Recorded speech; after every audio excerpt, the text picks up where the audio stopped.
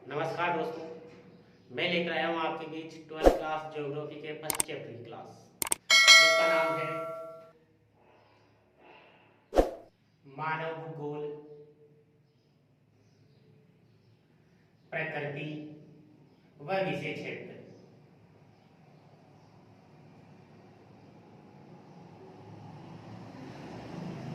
Chapter का नाम है मित्रों मानव भूगोल, प्रकृति व विषय क्षेत्र।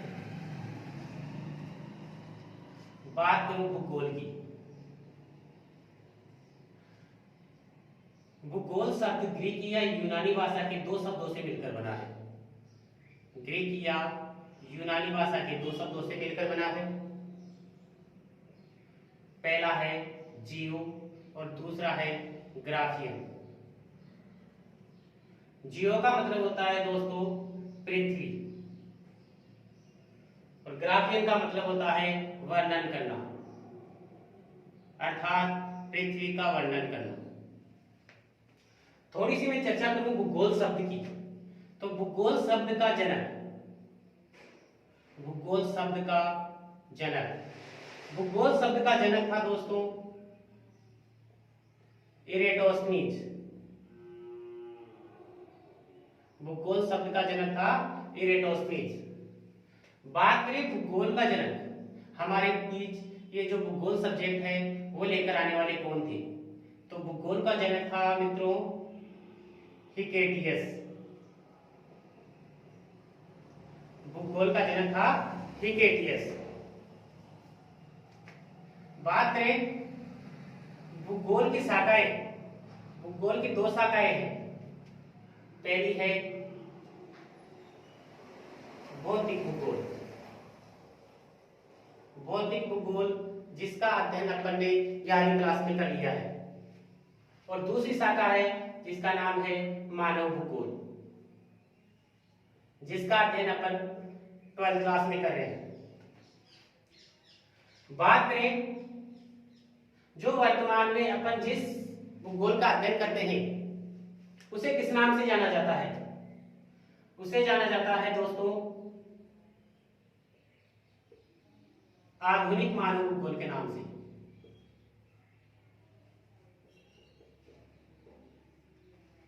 वर्तमान में जिस भूगोल का अध्ययन अपन करते हैं उसे आधुनिक मानव भूगोल के नाम से जाना जाता है। बात करें आधुनिक मानव भूगोल का जो अध्ययन है वो अपन ने कब से प्रारंभ किया? वो प्रारंभ किया मित्रों 18वीं शताब्दी से। बात करें आधुनिक मानव भूगोल को हमारे बीच लेकर आने वाले कौन थे? आधुनिक मानव भूगोल के जनक थे मित्रों Friedrich Ratzel. Friedrich Ratzel, Friedrich Ratzel जो थे ये जर्मनी के भूगोलवेता थे। कहां के भूगोलवेता थे मित्रों? जर्मनी के भूगोलवेता थे। बात करें फ्रेडरिक रेटजेल की। फ्रेडरिक रेटजेल ने एक पुस्तक लिखी जिसका नाम था एंथ्रोपोजियोग्राफिया। एंथ्रोपोजियोग्राफिया ये इनकी प्रसिद्ध पुस्तक थी दोस्तों। फ्रेडरिक रेटजेल जर्मनी के भूगोलवेता थे जिन्होंने पुस्तक लिखी एंथ्रोपोजियोग्राफिया। और एंथ्रोपोजियोग्राफिया में इन्होंने जो मानव भूगोल की परिभाषा बताई वो ये बताई दोस्तों कि मानव भूगोल, मानव भूगोल मानव समाज व धरातल के बीच संबंधों का अध्ययन है। संबंधों का अध्ययन है। इन्होंने परिभाषा क्या बताई कि मानव भूगोल मानव समाज में धरातल के बीच संबंधों का अध्ययन है। मानव समाज यानी कि व्यक्ति की बात हो रही है, धरातल पृथ्वी या धरातल एक ही बात है। तो परिभाषा जो बताई वो बताई कि मानव भूगोल है वो मानव समाज व धरातल के बीच संबंधों का अध्ययन है। ये कहाँ के थे? ये जर्मनी के थे, और इन्होंने जो प्रसिद्ध पुस्तक लिखी उसका नाम था एंथ्रोपोजियोग्राफिया। ठीक है दोस्तों, आगे बात करते हैं इनकी एक शिष्या हुई जिसका नाम था एलन सैंपल। शिष्या का नाम था एलन सैंपल। दोस्तों, फ्रेडरिक रेटजेल, इनकी शिष्या का नाम था एलन सैंपल। एलन सैंपल दोस्तों अमेरिका की भूगोलवेत्ता थी। कहाँ की भूगोलवेत्ता थी? अमेरिका की भूगोलवेत्ता थी। इन्होंने जो मानव भूगोल की परिभाषा दी वो यह बताई मित्रों कि मानव भूगोल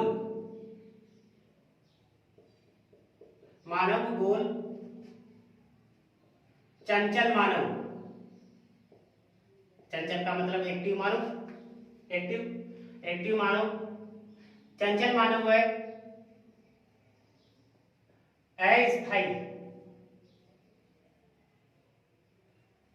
पृथ्वी के बीच पारस्परिक परिवर्तनशील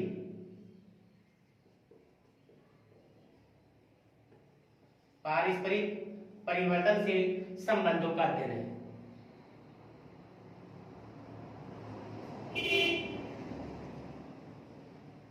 रेटजेल ने परिभाषा क्या बताई कि मानव भूगोल मानव समाज में धरातल के बीच संबंधों का अध्ययन है।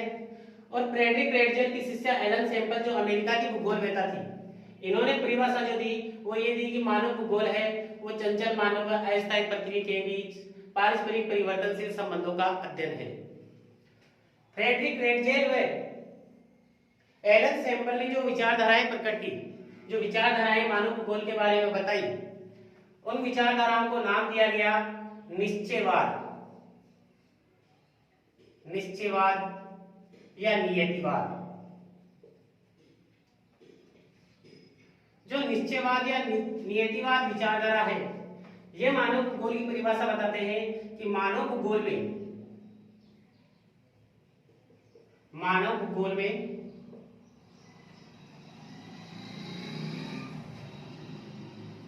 मानव प्रकृति का दास है। मानव भूगोल में मानव प्रकृति का दास है, अर्थात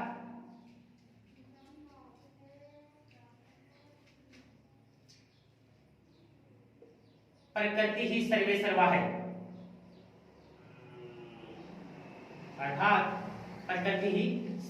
है। जो कुछ भी इस पृथ्वी पर घटित होता है वो प्रकृति की ही देन होती है। अर्थात जो कुछ भी हमारे बीच जैसा भी जो कार्य होता है वो सभी प्रकृति की वजह से ही होता है। अर्थात प्रकृति स्वामी है इस धरातल की। ठीक है दोस्तों, आगे बात करें, थोड़ा सा मैं इसे रख कर देता हूं।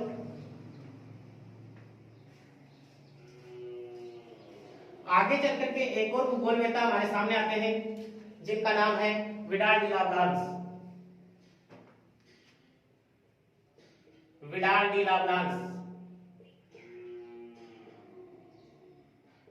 लाप्लांस फ्रांस के भूगोलवेत्ता थे। विडाल डी लाप्लांस फ्रांस के भूगोलवेत्ता थे। इन्होंने जो विचारधारा दी वो विचारधारा थी संभववाद।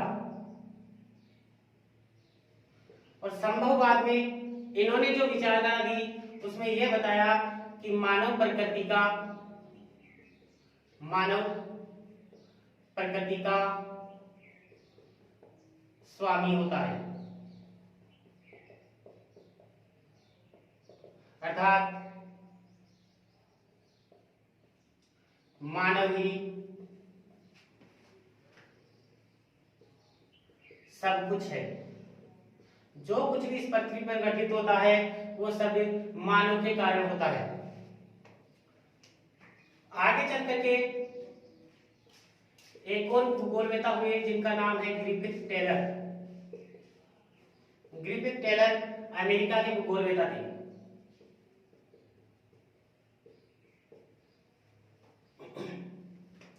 ग्रिफिथ टेलर ने जो विचारधारा दी उसको कहा जाता है दोस्तों नवनियतिवाद।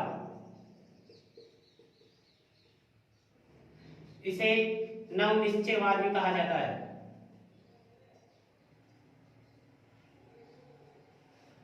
इसे रोको और जाओ के नाम से भी जाना जाता है।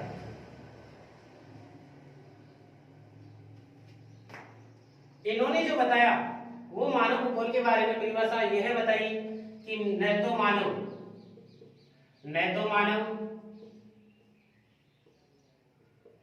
प्रकृति का दास है और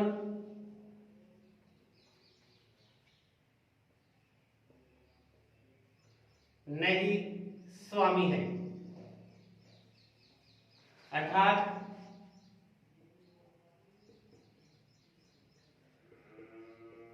मानव भूगोल इन दोनों का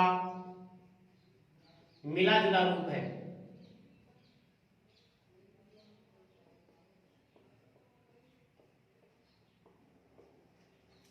नियतिवाद या निश्चयवाद में तो प्रकृति को स्वामी माना गया, संभववाद में मानव को प्रकृति का स्वामी माना गया, और ग्रिफिथ टेलर जो अमेरिका के भूगोलवेत्ता थे उन्होंने जो विचारधारा दी नवनियतिवाद या नवनिश्चयवाद, रोको और जाओ, उसमें न तो मानव को प्रकृति का दास माना और ना ही स्वामी माना, अर्थात इन दोनों का मिला जुला रूप माना। यदि आपसे पूछ ले कि डीकेन व पिट्स के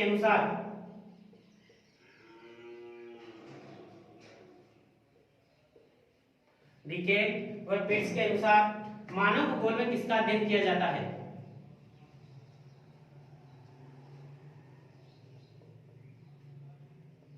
मानव भूगोल में किसका अध्ययन किया जाता है?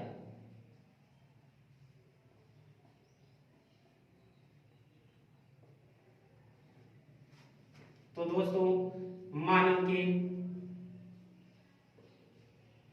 क्रियाकलापों का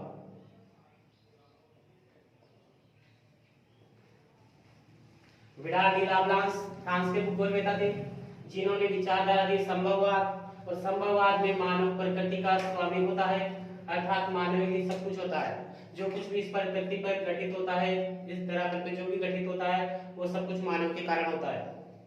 बात करें अगले भूगोलवेत्ता है ग्रिफिथ टेलर जो अमेरिका के भूगोलवेत्ता थे जिन्होंने नवनियतिवाद या नवनिश्चयवाद या रोको और जाओ नामक विचारधारा दी। उसमें कहा गया न तो मानव प्रकृति का दास होता है और न ही स्वामी होता है, अर्थात मानव भूगोल इन दोनों का मिला जुला रूप होता है। डीकेन व पिट्स के अनुसार बात करें कि मानव भूगोल में किसका अध्ययन किया जाता है, तो वो अध्ययन किया जाता है मानव के क्रियाकलापों का। आगे बात करें कि मानव भूगोल का केंद्र बिंदु क्या होता है। मानव भूगोल में मानव का केंद्र बिंदु क्या होता है? मानव भूगोल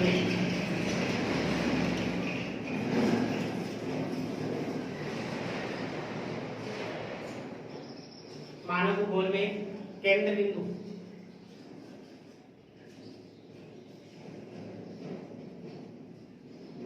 होता है मानव के कार्य।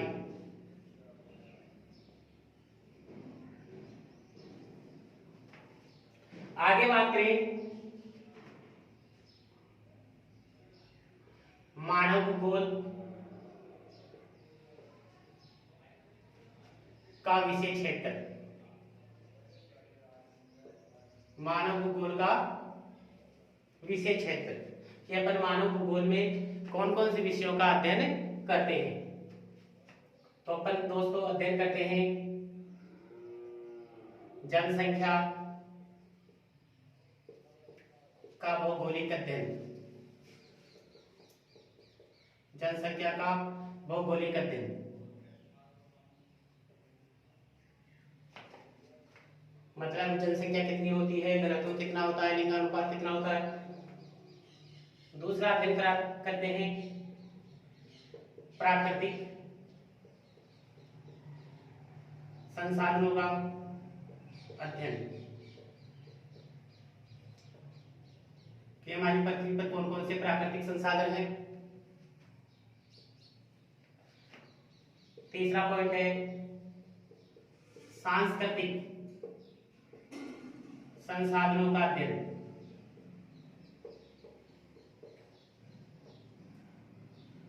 मतलब कि जो मनुष्य हैं उनके क्रियाकलाप, कार्य, उनका रहन सहन, खान पान कैसा है।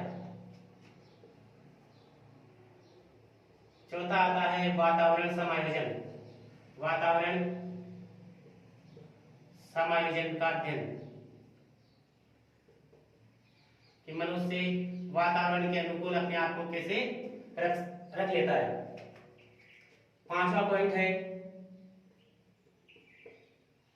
विभिन्न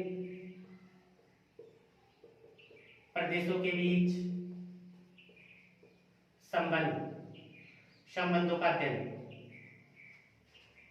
अगर मैं देश की बात करूं तो जैसे हमारे अमेरिका के साथ संबंध, जापान के साथ संबंध, श्रीलंका के साथ संबंध, और बात करें प्रदेशों की तो जैसे हमारे गोवा के साथ संबंध, मध्य प्रदेश के साथ संबंध, यूपी के साथ संबंध। अगला पॉइंट है कालिक अनुक्रमण का अध्ययन। कालिक का मतलब होता है समय। तो जैसे जैसे समय में परिवर्तन होता है वैसे वैसे कैसे मानव अपने आप को रख पाता है। ठीक है दोस्तों, आज के लिए अगर आपको क्लास अच्छी लगे तो लाइक कीजिएगा, शेयर कीजिएगा। धन्यवाद।